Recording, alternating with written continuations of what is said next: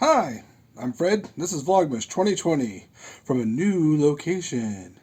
For some reason, I decided it was too much work to set up my normal setup. So far, I've realized I've got no real good audio, so welcome to my phone audio. The clip I have, the foam thing I 3D printed, the screw fell apart, and I didn't feel like go finding one that fit. I may not even have one that fits. And then I realized that height, and the problem is I got to remember to look at the camera and not at my screen. So if you see me looking here, it's because I'm looking at myself. Hey, me. Eh. This is the decision that was taken way too lightly. I'll go back to my old setup tomorrow probably. But first, today's beer. Chocolate. This one, chocolate cherry stout. I no idea. Smells more stouty than chocolatey or charity. Charity? Today's topic while I pour will be, what is it? Ignoring advice to artists. Bloop, bloop, bloop. Small can. I have less of a chance of overfilling. And because it's a small can, I felt encouraged to use my funny little mug here. Let's see. Can I drink it lefty? Of course I could. I just chose not to.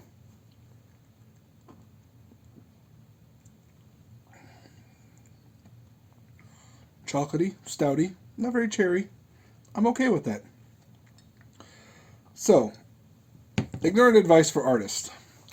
First question, am I an artist? Yeah, I guess.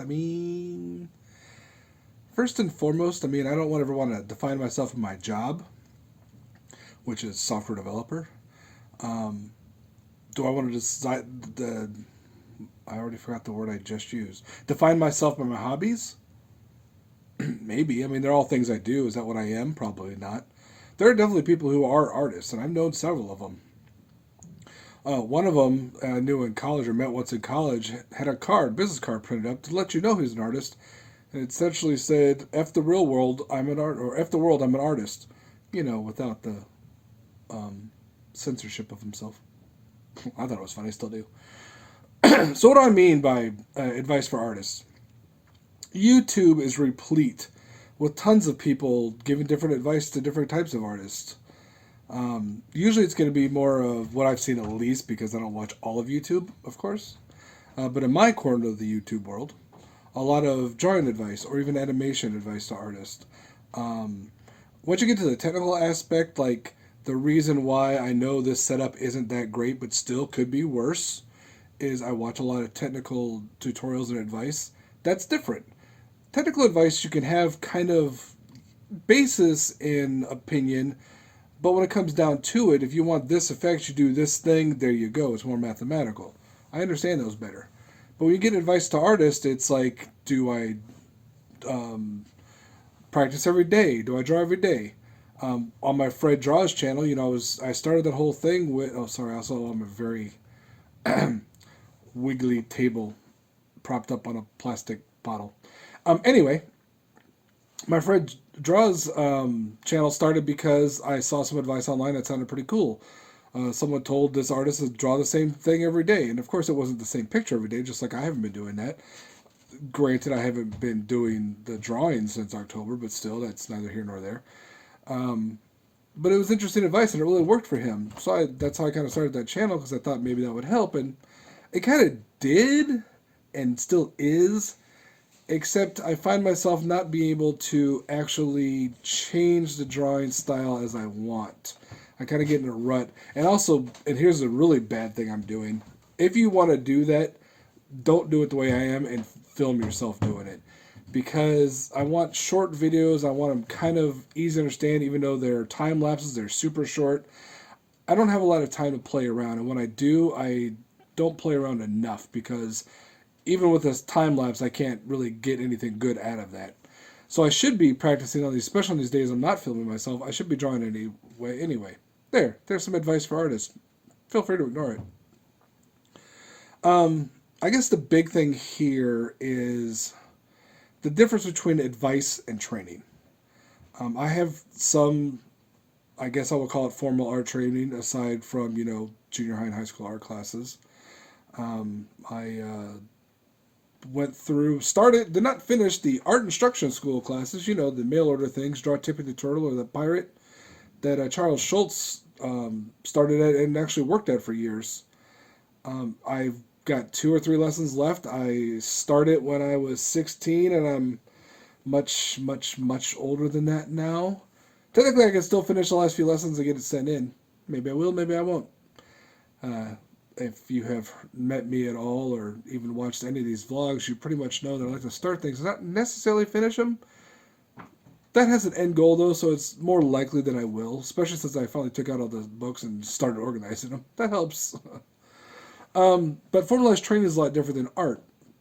And I've always felt that you can do your art without any formalized training. I think it helps. I think that for certain people, certainly a background in any kind of art history in their chosen field, whether it's painting or sculpture or abstract art or found art or whatever, does help. I think that experiencing the art, however, helps a lot more.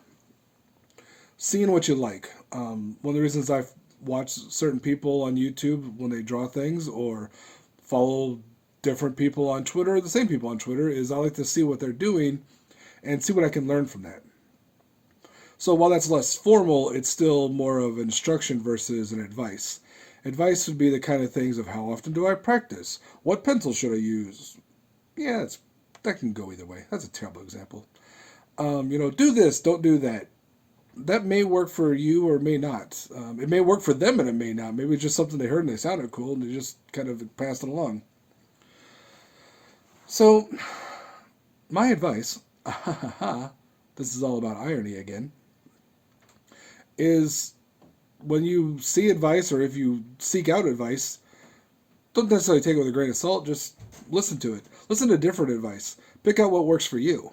I think in general that is what I like to do. So that's my advice because that works for me. That may not work for you. You have to figure out what works for you. And the best way to do that, once again, piece of advice, is to try different things. That's my advice is always going to be no matter what you're doing, try different things. That goes with, writing or painting, beer, acting, even with software development. Try different things.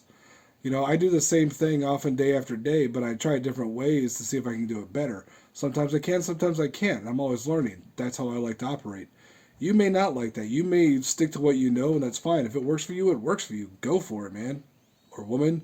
Or non-binary. I need to come up with some better phrasing for general people. What are all those good ones out there?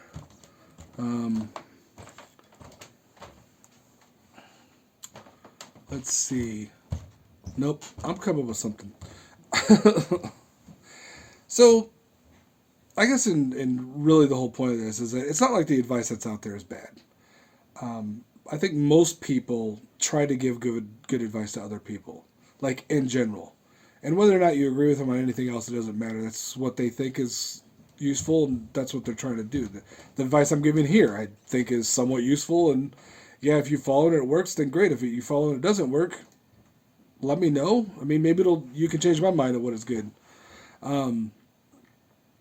So, yeah, I mean, in general, I think that unsolicited advice probably less helpful than if you ask someone.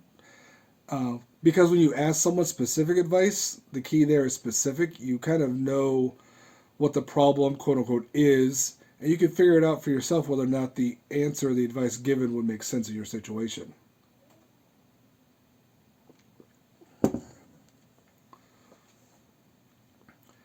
It's good beer.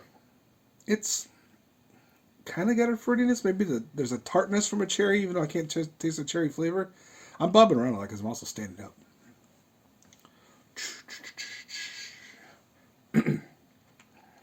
Where was I? Ignoring advice for artists. Ignoring vlogs for watchers. No, don't do that. So anyway, in conclusion, I have no conclusions. Just be warned that if you feel that advice isn't for you, then it's not for you. I mean, that's pretty much what it is. If you bristle at someone's advice, it's probably not what you want to do. If you bristle at someone's news or opinions about something, maybe it's because you know they're true and you don't want to admit it to yourself. We all do that, and boy, I hate it when I do it. So, my advice, and this is very strong, please take this advice. Watch the rest of these vlogs. Subscribe. Stick around for the rest of them. Go to my other channels. Go to Fred Draws and see how few drawings I actually have of dwarf mongooses. Actually, I kind of think of it as all the same one, even with different styles. It's all the same dwarf mongoose. Kind of gender neutral, really. I mean, if you look at the full body ones, there's Ken doll down there, or Barbie doll, either one. Except I've seen Barbies like built in like molded underwear, so it seems a little weird.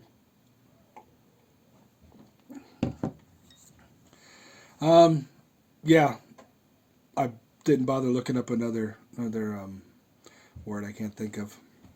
So I'm just gonna go to your health.